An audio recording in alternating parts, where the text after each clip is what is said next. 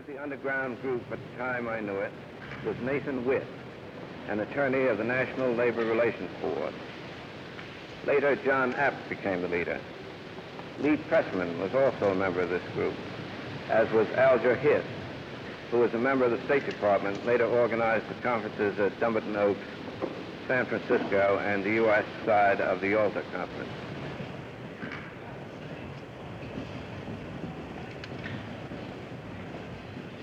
To the best of my knowledge, I never heard of Whittaker Chambers.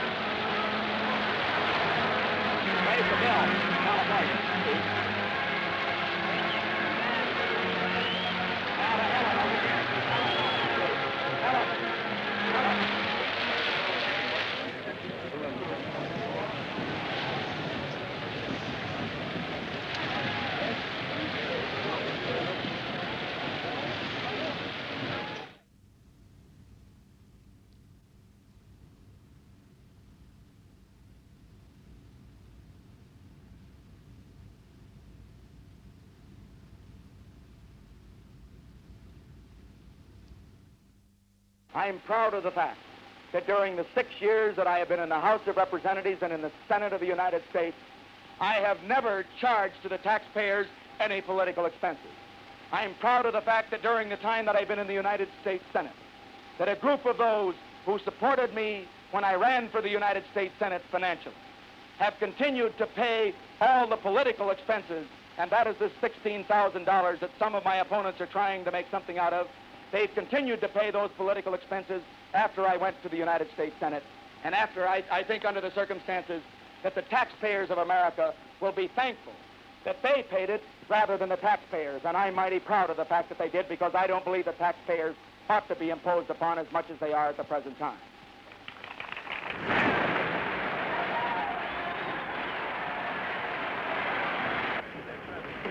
And that I will well and faithfully discharge the duties of the office upon which I am about to enter. So help me God. So help me God.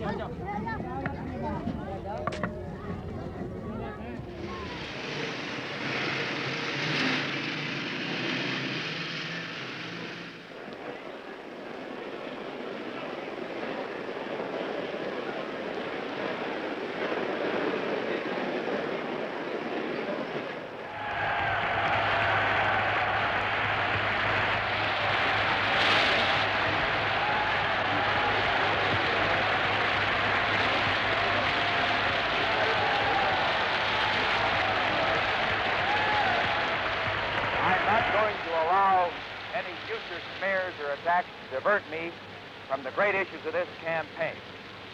And I want all of the American people to know that, as far as I'm concerned, we've just begun to fight.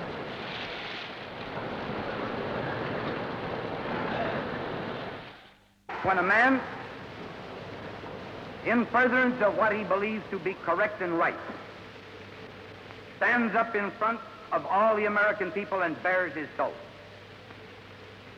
who brings his family with him and tells the truth and brings with him every bit of evidence that he can get a hold of to substantiate his story, to bear the secrets of his economic and financial life, he is a courageous man.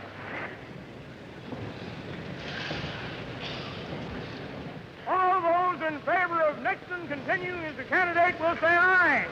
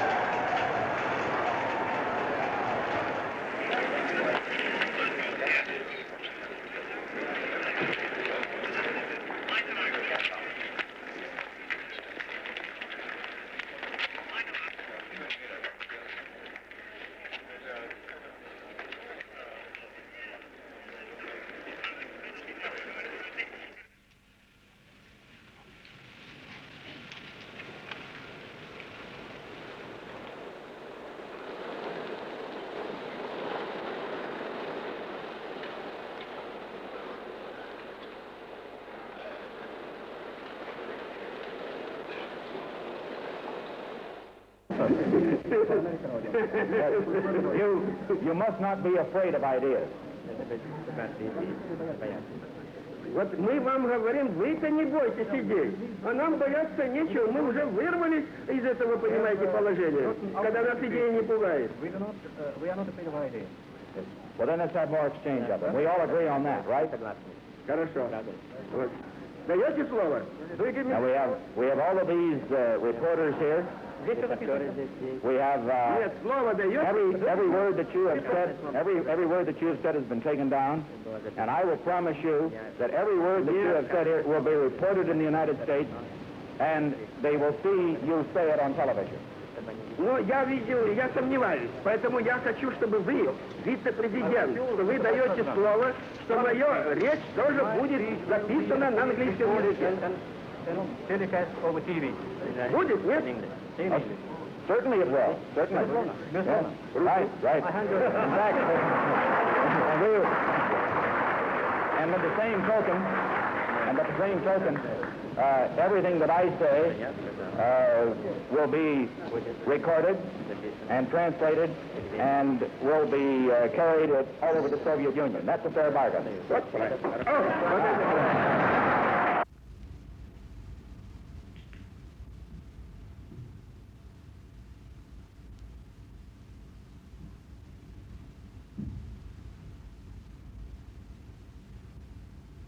I have stated on many occasions that the United States must meet its commitment on Berlin. It is a commitment that we have to meet if we're going to protect the security of Western Europe. And therefore, on this question, I don't think that there is any doubt in the mind of any American. I hope there is not any doubt in the mind of any member of the community of West Berlin. I'm sure there isn't any doubt in the mind of the Russians.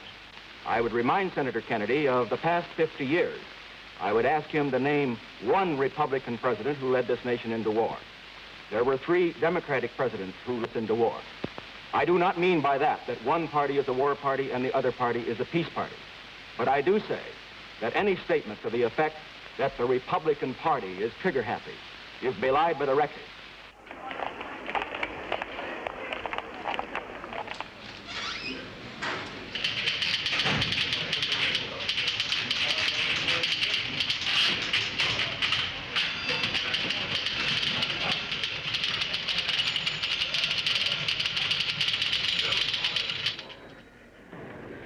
As all of you work in a cause that is bigger than any man's ambition, greater than any party, it is the cause of freedom, of justice, and peace for all mankind.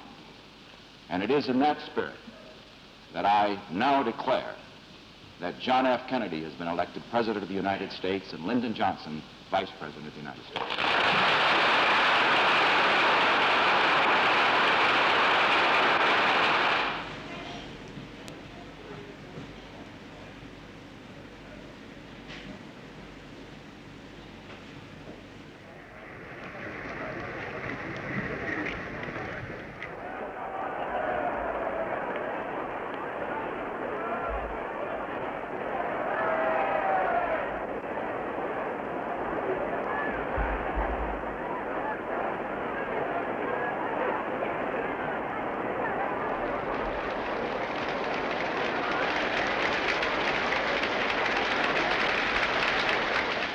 Proud of the fact that I defended my opponent's patriotism.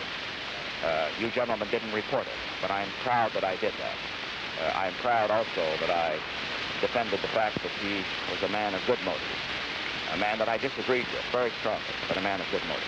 I want that, for once, gentlemen, I would appreciate if you would write what I say.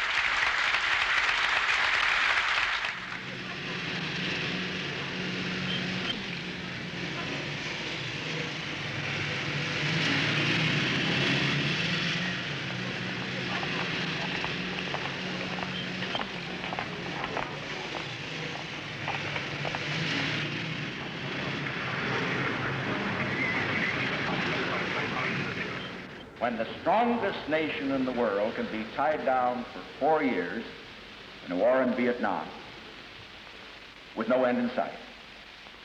When the richest nation in the world can't manage its own economy. When a nation with the greatest tradition of respect for the rule of law is torn apart by unprecedented lawlessness. When a nation that is supposed to be the symbol of opportunity for the whole world to see is torn by racial strife. And when the President of the United States cannot travel at home or abroad without fear of a hostile demonstration, then it's time for new leadership and a new president, and that's what we're going to do in 1968.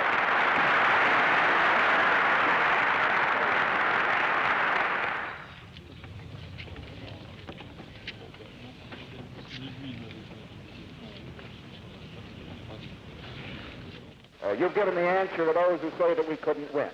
You've given the answer to those who said we'll engage in the Stop Nixon movement. I can only say that when we roll up majorities like this, we're not going to be stopped in Miami, and we're not going to be stopped in November. We're going to win. Stand up and let's strike the band up. Who's left in this land up? Yes, Nixon's a 1, 2, go. We'll shout it. The world's gonna shout it. There's no doubt about it. Yes, Nixon's a 1, 2, go. Will Nixon. Remember Dick Nixon, the man who was fixing to lead us to winning 68. Can do, Americans can do, with the man who knows how to.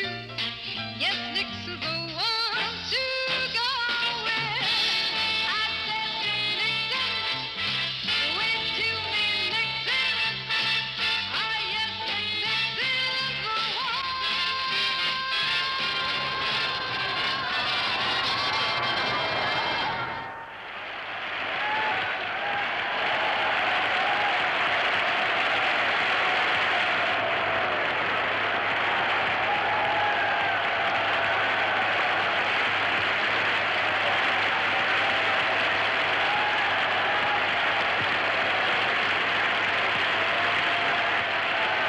I have news for you. This time there's a difference. This time we're going to win.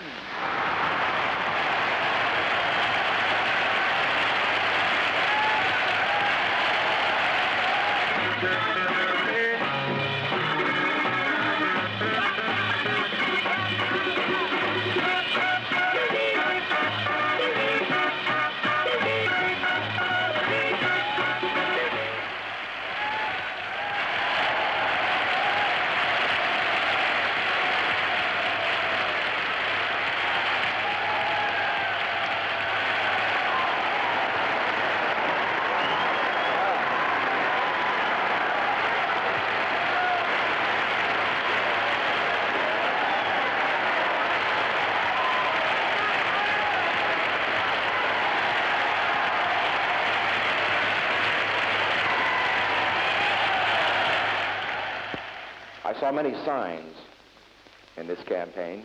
Some of them were not friendly. Some were very friendly. But the one that touched me the most was one that I saw in Dexter, Ohio, at the end of a long day of whistle stopping. A little town, I suppose 5 times the population was there in the dusk. It was almost impossible to see, but a teenager held up a sign, "Bring us together." And that will be the great objective of this administration at the outset, to bring the American people together. This will be an open administration, open to new ideas, open to men and women of both parties, open to the critics as well as those who support us. We want to bridge the generation gap. We want to bridge the gap between the races. We want to bring America together. And I am confident that this task is one that we can undertake and one in which we will be successful.